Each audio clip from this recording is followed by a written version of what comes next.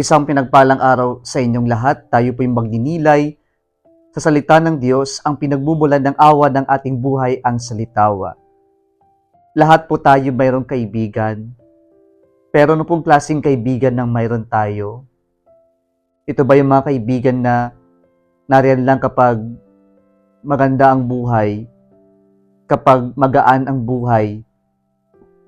Nandyan lang ba sila kapag mayroon silang kailangan sa atin? Pero kapag wala na, bigla silang naglalaho na parang mga bula. Kapag mahirap na, biglang lumalayo, umiiwas at hindi na mahagilap. Sino ba ang tunay na kaibigan? Mga kapatid, sa ating ebanghelyo ngayon, nakita natin ang napakagandang pagtatagpo ng isang paralitiko at ng ating Panginoong Jesucristo. At yung pagtatagpo na ito ay nangyari sa tulong ng apat niyang mga kaibigan. Isang paralitiko ang binuhat ng apat na mga kaibigan.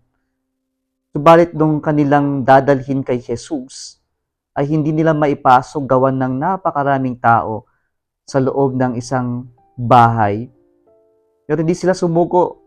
Gumawa sila ng paraan, inakyat sa bubong, at doon gumawa ng butas, inalis yung mga tiles, at ibinaba ang kanilang kaibigan palapit kay Jesus.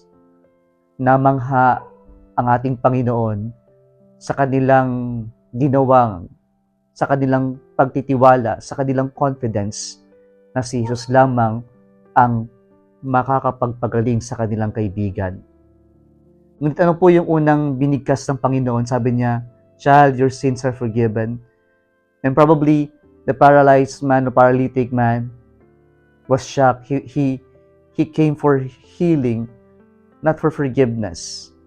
And the scribes who were also there were also shocked.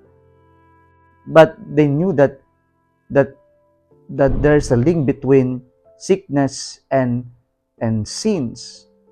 But for them, that was blasphemy because only God can forgive. And they could not see, or they do not see Jesus as a God. And so Jesus knew their thoughts, what's in their hearts. And so he addressed them these words. It is easier to say that this paralyzed man, your sins are forgiven, or to say, rise, take up your mat and walk.